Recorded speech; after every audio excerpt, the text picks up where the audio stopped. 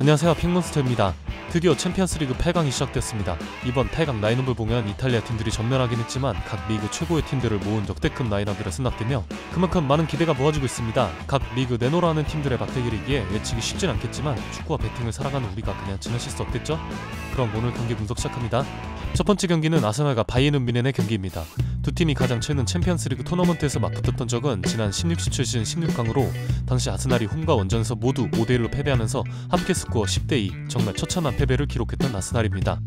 이후 6시 만에 다시 챔피언스리그로 돌아온 아스날은 8강에서 바이에른 뮌헨을 만났고, 아스날은 최근 바이언과의 3번의 맞대결에서 무려 15실점을 기록했기 때문에 과연 아스날이 바이언 공포증을 이번 경기에서 떨쳐낼 수 있을지에도 관심이 몰리고 있습니다. 홈팀 아스날을 먼저 얘기해보면 지난 시즌에 이어 이번 시즌도 프리미어리그에서 치열한 우승 경쟁을 펼치고 있는 상황이며, 이번 시즌 데클란 라이스 영입에 무려 1억 1,600만 유로, 한 선수에게만 하나로 약 1,700억 원 가량을 사용했는데 6번 미드필더 품귀 현상에 너무 오버페이가 아니냐는 말도 있었지만 영입 두과는 매우 확실했고, 데클란 라이스의 합류는 수비와 공격에서 아스날의 퀄리티를 한 단계 아니 그 이상을 끌어올려주었다고 해도 과언이 아닐 정도로 아스날 상승세의 주역입니다. 지난 시즌 아쉽게 리그 우승을 놓치긴 했으나 준우승을 기록했었을 정도로 대단했던 시즌이라고 할 수 있었지만, 이번 시즌은 더욱 강력해진 모습으로 가장 달라진 부분은 수비 부분을 얘기해보고 싶은데요. 아스날은 이번 시즌 31경기에서 24실점으로 리그 최소 실점 1위 팀이며 경기당 평균 출점이 0.8골로 한 골이 넘지 않는 유일한 프리미어리그 팀인과 동시에 클린시트 횟수 역시 14회로 압도적으로 많은 1위입니다. 데클란 라이스가 합류하면서 백포라인 보호에서 안정감을 찾을 수 있게 되었고, 윌리엄 살리바는 이번 시즌 더욱 성장한 모습으로 이번 시즌이 끝나고 아스날을 평가할 때 수비에서 살리바의 영향력을 빼놓을 수 없을 겁니다. 아스날을 얘기할 때 가장 아쉬운 부분은 확실한 9번이 없다는 점, 즉 해결사가 없다는 부분입니다.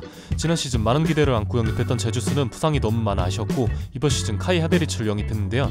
초반엔 하베리츠를 메잘라로 기용했을 때는 중원에서 많은 활동량과 적극적인 압박, 또 공격 상황에선 끊임없이 오프더볼 움직임과 빠른 침투 능력을 활용하는 컨셉은 확실했으나 부족한 온더블 능력과 득점력이 아쉬웠던 하베리츠였는데, 최근 하베리츠를 최전방 톱으로 기용하기 시작하면서 장점이 극대화되는 모습으로 하베리츠를 필두로 한 아스날의 전방 압박 시스템은 더욱 강력해졌으며, 공격 포인트 생산에도 수직 상승한 모습인데 최근 공식전 9경기에서 5개의 골과 4개의 도움을 기록하며 이제서야 자리를 찾은 듯한 모습의 하베르츠입니다.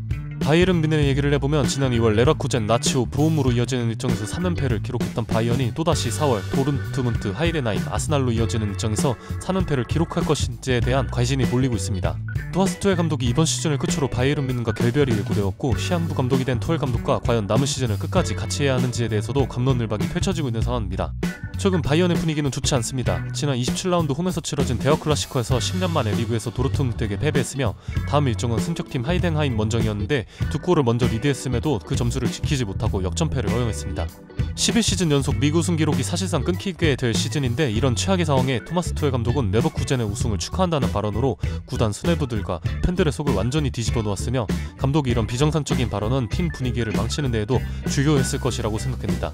물론 리그와 챔피언스리그는 별개로 생각해야 되며, 리그에서 좋지 않은 폼을 보였던 팀이었다 하더라도 챔피언스리그에서 또 다른 모습을 보이는 팀들이 많습니다. 바이언의 최근 분위기가 좋지 않은 것은 분명한 사실입니다. 또한 직전 하이덴하임전에서 김민재의 아쉬운 수비로 실점 빌미를 제공했던 장면들이 나왔었는데, 김민재 특유의 튀어나가는 수비가 이 경기에서 엄청난 단점으로 작용했던 경기였습니다. 하이덴하임은 194cm의 제공권과 포스트 플레이의 강점에 있는 팀 클라인딘스트를 활용한 공격이 많은데, 클라인딘스트를 막을 때 먼저 튀어나가는 수비 방식은 그리 좋은 방법이 아니었던 게, 애초에 상대가 공을 잡고 뒤로 돌려고 하는 선택보다 주변의 선수를 활용하려고 했기 때문입니다.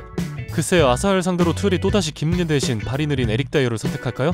저는 투엘이 생각이 있다면 아스날 상대로 다이어를 쓰는 선택은 하지 않을 것이라 생각합니다.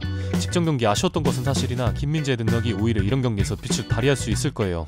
아스날이 데클란 라이스 영입 이후 더욱 스텝업한 모습으로 정말 좋은 시즌을 보내고 있긴 하나, 자신들에게 최근 3연속 5대1 패배를 안기고 있는 팀을 상대한다는 점에서 많이 위축될 것으로 생각합니다. 또한 해리 케인은 아스날 상대로 지난 19경기에서 무려 14골을 득점한 공격수이며, 케인의 클러치 능력은 아스날에게 큰 무기가 될 것으로 예상합니다. 무엇보다 저는 아스날의 배당이 너무나도 마음에 들지가 않다는 점인데요. 바이언을 상대로 아스날이 1.7대 배당을 받았는데, 아스날은 6년 만에 챔피언스리그에 진출한 팀이고, 토너먼트 8강은 0910 시즌 이후 무려 14년 만의 일입니다. 저는 큰 경기일수록 경험의 힘을 결코 무시할 수 없다고 생각하는데요. 펩 가르디올라의 맨체스터 시티도 비기어까지 무려 7시즌이 걸렸습니다. 바이에른 뮌헨의 플러스 0.5 핸디캡 승리를 추천드립니다.